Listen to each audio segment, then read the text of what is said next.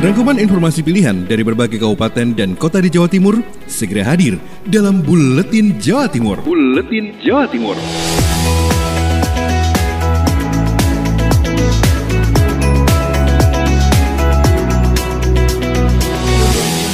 Sahabat, jumpa kembali dengan Buletin Jawa Timur untuk edisi hari ini, Kamis 14 Januari 2021 bersama saya Bram Abidin MJ. Agustin Merdekawati dari Ersal FM Nganjuk mengawali informasi awal di Buletin Jawa Timur edisi Kamis hari ini. 10 puskesmas di Nganjuk hentikan layanan sementara, menyusul beberapa tenaga kesehatan yang terpapar COVID-19. Jumlah puskesmas yang bisa melayani warga Kota Angin terus berkurang. Jika sebelumnya ada 9 puskesmas yang terpaksa di lockdown sementara karena tenaga kesehatan terpapar COVID-19, kemarin bertambah 1 puskesmas lagi, yakni Puskesmas Sawahan yang harus ditutup karena beberapa nakesnya positif corona. Camat Sawahan Ardian Widadi mengatakan, penutupan Puskesmas Sawahan dilakukan mulai kemarin hingga Rabu 20 Januari 2021. Untuk penutupan puskesmas kemarin menurutnya, berdasar evaluasi yang dilakukan bersama Forum Komunikasi Pemimpin Kecamatan. Selain menghentikan sementara operasional puskesmas, kemarin Puskesmas Sawahan langsung disterilkan dan semua lokasi di puskesmas disemprot disinfektan. Adapun nakes yang lain menurutnya, selain 3 orang yang terkonfirmasi positif, nakes dan pegawai lain yang kontak erat dengan pasien sudah menjalani rapid test. Sementara itu, juru bicara Gugus Tugas Percepatan Penanganan COVID-19 Nganjuk, Dr. Hedrianto mengatakan, kasus COVID-19 di Nganjuk masih terus bertambah. Kemarin ada penambahan 6 orang terkonfirmasi positif. Dari Agustin Merdekawati, Suara Nganjuk, Ladang Nganjuk. Dari Nganjuk kita menuju ke Madiun bersama Amanda dari Suara Madiun. Wali Kota Madiun tekankan disiplin protokol kesehatan dan serap aspirasi dalam Musrembang Kelurahan Nambangan Lor Kota Madiun. Musyawarah Perencanaan Pembangunan Kelurahan Musren Bangkel terus berlanjut. Pada Rabu 13 Januari 2021, Kelurahan Nambangan Lor menjadi pembuka rangkaian Musren Bangkel yang dihadiri oleh Wali Kota Madiun Maidi. Berbagai usulan dari masyarakat setempat mengemuka untuk rencana pembangunan di tahun 2022. Usulan-usulan yang diberikan pun cukup mewakili masyarakat Kelurahan Nambangan Lor secara keseluruhan. Pasalnya, kegiatan Musren Bangkel sebelumnya sudah didahului dengan kegiatan Pramusrenbang yang diikuti oleh 70 ketua RT dan 16 ketua RW, serta segenap perwakilan LPMK, tokoh masyarakat, dan anggota PKK setempat. Wali Kota Maidi dalam sambutannya menuturkan, dirinya menginginkan lahirnya kelurahan mandiri di kota yang dipimpinnya. Mandiri berarti mampu menghidupkan potensi-potensi yang ada di wilayah sekitar, serta mampu secara optimal dalam memberdayakan masyarakat dan UMKM. Wali Kota mengatakan, pembangunan baik fisik maupun non-fisik yang ada di Kota Madiun harus terus dikawal. Jangan hanya mengusulkan kemudian tidak dirawat. Lebih dari itu, Wali Kota ingin masyarakat secara proaktif melaporkan apa saja kekurangan dan progres yang sudah berjalan terkait pembangunan di daerahnya nanti. Tak hanya membahas mengenai perencanaan pembangunan, dalam kesempatan itu, tak lupa Wali Kota mengingatkan kepada warga yang hadir pada Musrenbang Kelurahan agar senantiasa disiplin menerapkan protokol kesehatan. Pasalnya, kasus COVID-19 tengah meningkat saat ini. Di samping itu, Wali Kota juga menekankan kepada masyarakat tentang pemberlakuan pembatasan kegiatan masyarakat atau PPKM yang tengah diterapkan oleh pemerintah Kota Madiun saat ini. Sehingga, orang nomor 1 di Kota Pendekar itu mengajak untuk semakin disiplin menjaga diri, keluarga, dan sesama dari penyebaran virus corona.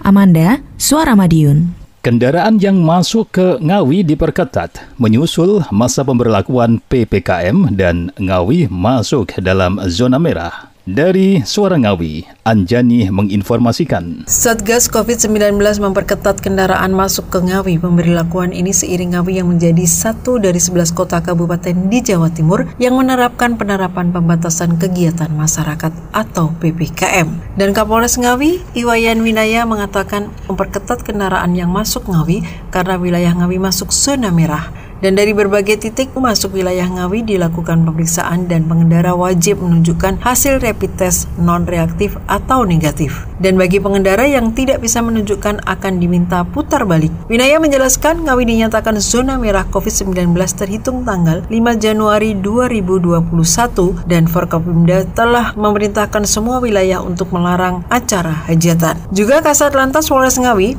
Rizky Fardian mengatakan untuk wilayah yang masuk dalam pemeriksaan pemeriksaan pengendara masuk Ngawi ada sekitar 6 lokasi.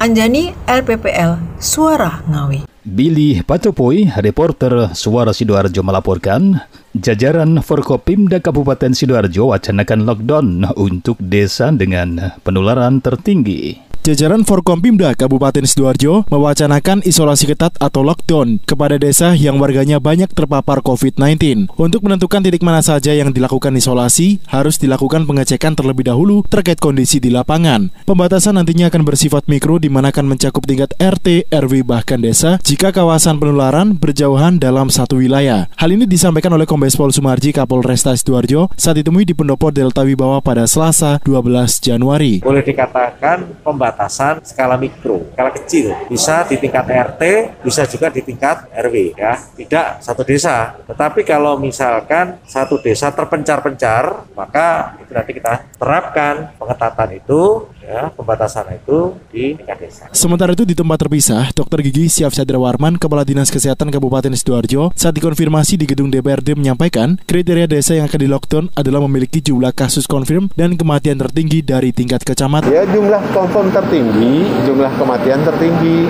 yang ada minimal tertinggi sekecamatan. Demikian saya Billy Patopoy, Suara Sidoarjo. Tidak masuk dalam zona wajib PPKM, Lumajang siaga lonjakan kasus COVID-19. Dari Suara Lumajang, ikuti informasi selengkapnya bersama Bobby Wijayanto. Meskipun Kabupaten Lumajang tidak termasuk dalam wilayah yang harus menerapkan pemberlakuan pembatasan kegiatan masyarakat atau PPKM, pemerintah tetap berupaya mengantisipasi segala potensi bertambahnya lonjakan pasien terkonfirmasi COVID-19. Thoriqul Haq Bupati Lumajang usai dikonfirmasi menerangkan bahwa pihaknya bersama jajaran TNI Polri saat ini tengah mengupayakan agar tidak terjadi lonjakan kasus baru. Menurutnya, jika Kabupaten Lumajang kembali ke zona merah, maka harus menerapkan PPKM. Hal tersebut akan berpengaruh pada kegiatan masyarakat yang dibatasi lebih ketat. Sebagai informasi, ada 4 kriteria pengukuran pembatasan kegiatan untuk pengendalian penyebaran COVID-19. Yang pertama yakni tingkat kematian di atas rata-rata nasional 3%, kedua tingkat kesembuhan di bawah rata-rata nasional 82%, ketiga tingkat kasus aktif di atas rata-rata nasional 14%, dan keempat tingkat keterisian tempat tidur rumah sakit ICU dan isolasi di atas 70%. Bobby Wijayanto, Suara Lumajang FM, mengabarkan. Penanganan anjal gepeng perlu dipertegas. Satpol PP Kota Blitar usulkan penertiban perwali ke pemerintah kota. Informasi lengkap ikuti bersama Kirana Nisa dari Mardika FM Blitar. Sobat, keberadaan anak jalanan anjal, gelandangan, dan pengemis gepeng hingga kini masih menjadi persoalan di Kota Blitar. OPD terkait juga terus berupaya mengatasi penyakit sosial tersebut, salah satunya dengan mengusulkan penerbitan perwali sebagai payung hukum. Hadi Maskun, Kepala Satpol PP Kota Blitar, dikonfirmasi Selasa 12 Januari 2021 mengatakan, persoalan anjal gepeng sebenarnya sudah diatur dalam Perda Nomor 1 Tahun 2017 tentang ketentraman dan ketertiban umum Trantibum. Namun keberadaan Perda ini belum diperkuat dengan peraturan wali kota perwali, yang mana dalam perwali ini nantinya akan menjabarkan beberapa ketentuan mulai dari sanksi, prosedur penindakan, dan sebagainya. Hadi menegaskan karena bukan sepenuhnya menjadi kewenangan Satpol PP, pihaknya mengaku sebelumnya telah melakukan koordinasi lintas sektoral serta menyusun dan mengusulkan penerbitan perwali. Meski belum kunjung terbit, namun Hadi memaklumi karena penerbitan perwali membutuhkan proses dan dari pemerintah kota melalui bagian hukum Setda Kota Blitar. Masa proses itu tidak menutup kemungkinan ada aturan-aturan baru dari provinsi atau dari pusat, sehingga teman-teman di bagian hukum dalam hal ini ya mempertimbangkan hal-hal dimaksud ya, sehingga perwali ini belum selesai. Namun kami akan segera mendorong. Sementara itu, sobat, berdasarkan pengamatan reporter di lapangan, keberadaan anjal gepeng di Kota Blitar masih sering dijumpai di Jalan Semeru, Jalan Tanjung, Simpang 4 Kawi, Jalan Jenderal Sudirman, dan Jalan Kenari, dan lainnya. Kirana Nisa, Mahardika FM. Dari Belambangan FM Banyuwangi, Didia Muniarti menginformasikan Bupati Banyuwangi Abdullah Answar Anas dorong jajarannya untuk lebih inovatif dalam melakukan pembangunan fisik. Bupati Banyuwangi Abdul Azwar Anas mendorong Dinas PU Cipta Karya Perumahan dan Pemukiman lebih inovatif dalam melakukan pembangunan fisik. Menurut Anas, Dinas PU CKPP memiliki tugas dan tanggung jawab yang berat. Salah satu tugas berat PU adalah membuat Banyuwangi menjadi tempat yang nyaman ditinggali warganya. Anas mencontohkan pembangunan tata ruang, inovasi sangat dibutuhkan untuk menjembatani antara fungsi bangunan fisik dan kebijakan yang ada di daerah. Misalnya, bagaimana membangun jembatan yang tidak hanya kuat secara fisik, namun juga memiliki nilai artistik dan menjadi pendorong ekonomi. Begitu juga dengan RTH yang harus memiliki fasilitas yang dapat diisi dengan kegiatan yang menyenangkan. Harus cepat diberesin. Masalahnya apa? Yang memang nggak bisa, yang bisa. Gitu ya, masalahnya apa? Coba. Kalau kurang setengah meter, 1 meter gimana? Prinsip nggak dan seterusnya. Coba dicek. Kira-kira gitu ya. Selain itu, Dinas PU Cipta Karya Perumahan dan Pemukiman juga melakukan perbaikan dalam layanan perizinan. Anas meminta dinas untuk menyiapkan inovasi yang bisa mempermudah dan mempercepat pengurusan izin usaha warga, seperti proaktif menjelaskan segala permasalahan dan persyaratan perizinan kepada pemohon. Menurutnya hal itu penting untuk menghindari kesalahpahaman. Masih di Buletin Jawa Timur untuk edisi Kamis hari ini, Mega Kristi dari RGR-FM Tulungagung. 118 anggota Polres Tulungagung ikuti kenaikan pangkat. Sebanyak 118 personel anggota Polres Tulungagung menerima kenaikan pangkat setingkat lebih tinggi. Kenaikan pangkat ini diberikan kepada anggota kepolisian yang memenuhi syarat dan telah mengikuti rangkaian uji kelaikan, baik kemampuan fungsi kepolisian, bela diri, hingga penelitian mental kepribadian, disiplin, dan kode etik Polri. Kegiatan upacara Korps Rapot kenaikan pangkat digelar secara virtual dan dipimpin langsung oleh Kapolres Tulungagung AKBP Handono Subiakto SHSI KMH di Gedung Sanika Satyawada Mapolres Tulungagung. Kapolres Tulungagung mengungkapkan sedikitnya ada 118 personel Polres Tulungagung yang mendapat anugerah kenaikan pangkat setingkat lebih tinggi. Adapun dari tingkat perwira dari AKP ke Kompol sebanyak 1 personel, AKP ke Kompol Pengabdian 1 personel, IPTU ke AKP sebanyak 6 personel, IPDA ke IPTU sebanyak 9 personel. Sedangkan untuk AIPTU ke IPDA Pengabdian 5 personel, sedangkan untuk Bintara AIPDA ke AIPTU sebanyak 15 personel, Bribka ke AIPDA sebanyak 30 personel, Brigadir ke Bribka sebanyak 17 personel, Bribtu ke Brigadir personel, dan Bribda ke Bribtu sebanyak 27 personel. Selain dari anggota Polri, sejumlah PNS Polri juga ada yang naik pangkat. Dari pengatur ke pengatur tingkat 1 sebanyak 2 personel, dan Pengda ke Pengda tingkat 1 sebanyak 1 personel. Kapolres tidak lupa mengingatkan tantangan ke depan bukan semakin mudah, dengan pangkat baru yang diberikan saat ini membawa konsekuensi dan tanggung jawab yang lebih besar.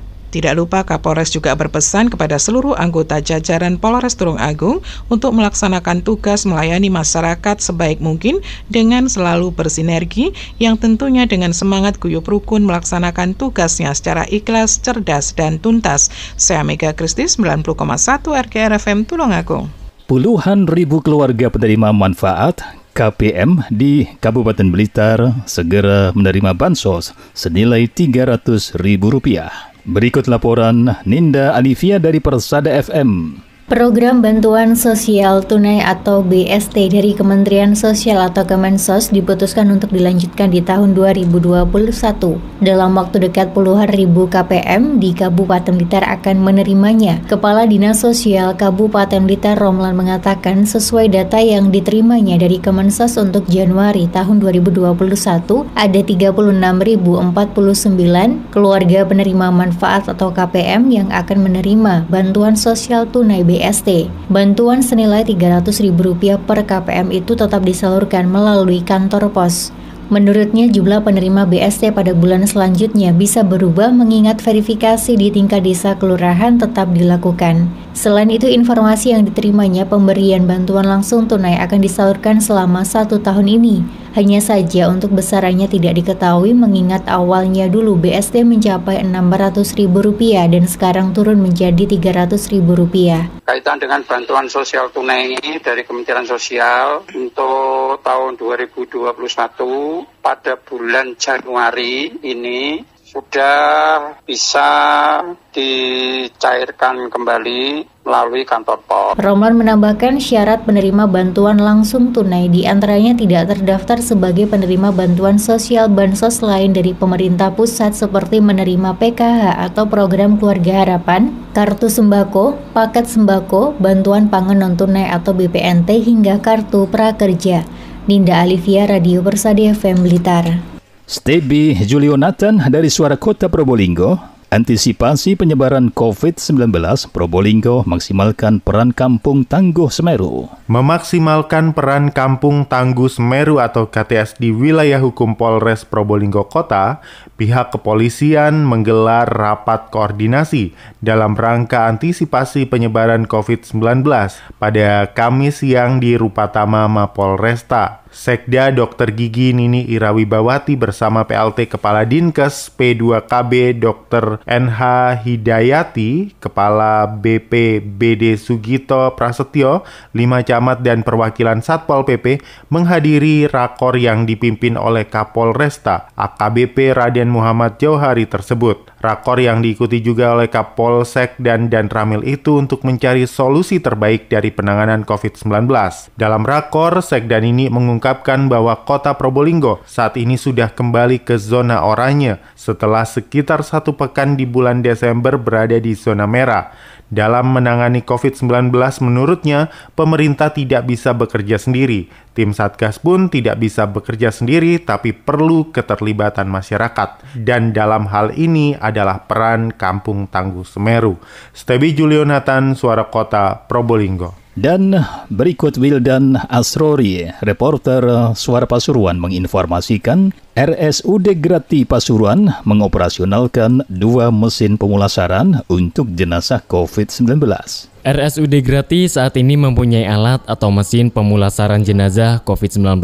Tidak hanya 1, tapi 2 mesin sekaligus yang sudah difungsikan sejak seminggu lalu. Dr. Gigi Diahretno Lestari, Direktur RSUD Grati kepada Emil Akbar, Tim Liputan Dinas Komunikasi dan Informatika Kabupaten Pasuruan mengatakan kedua mesin itu sangat penting karena sejak adanya kasus pasien COVID-19 di RSUD Grati yang meninggal dunia, proses pemulasarannya selalu dilakukan di RSUD Bangil. Hal itu selain membutuhkan tenaga dan waktu yang cukup lama, juga membuat resah dan gundah keluarga pasien. Alhamdulillah di RSUD Grati sudah 1 minggu yang lalu kami sudah memiliki alat memandikan jenazah untuk COVID. Itu sama persis dengan RSUD Bangil. Ya, karena kita lewat dibantu dari DAS, gugus tugas Kabupaten Pasuruan menyediakan alat yang sama. Dan mulai minggu kemarin, setelah kita buka operasionalkan, kita sudah memandikan 4 jenazah COVID, 2 laki-laki, 2 perempuan. Wildan Asrori, Suara Pasuruan. Sahabat, sekian Buletin Jawa Timur untuk edisi Kamis hari ini. Jangan lupa gunakan masker dan laksanakan protokol kesehatan untuk menekan dan meminimalkan penyebaran COVID-19. Saya Bram Abidin MJ, sampai jumpa pada Buletin Jawa Timur edisi berikutnya. Rangkuman informasi pilihan dari berbagai kabupaten dan kota di Jawa Timur baru saja sahabat dengarkan dalam Buletin Jawa Timur. Buletin Jawa Timur. Buletin Jawa Timur bisa sahabat dengarkan Senin sampai Jumat jam 8 pagi dan 4 sore. Disiarkan serentak di Lembaga Penyiaran Publik Lokal Suara Sidoarjo, Persada Kabupaten Blitar, Mardika Kota Blitar, Ralita Pamekasan, Suara Sampang, Suara Kota Probolinggo, Suara Lumajang, Suara Pasuruan, Blambangan Banyuwangi, Wika Mojokerto, Suara Gresik, Pradia, Suara Tuban, Malawapati Bojonegoro, Ersal Nganjuk, Suara Madiun, Suara Ngawi, Suara Pacitan, Praja Angkasa Trenggalek, dan RGR Tulungagung. Persembahan dari Asosiasi Lembaga Penyiaran Publik Lokal Jawa Timur.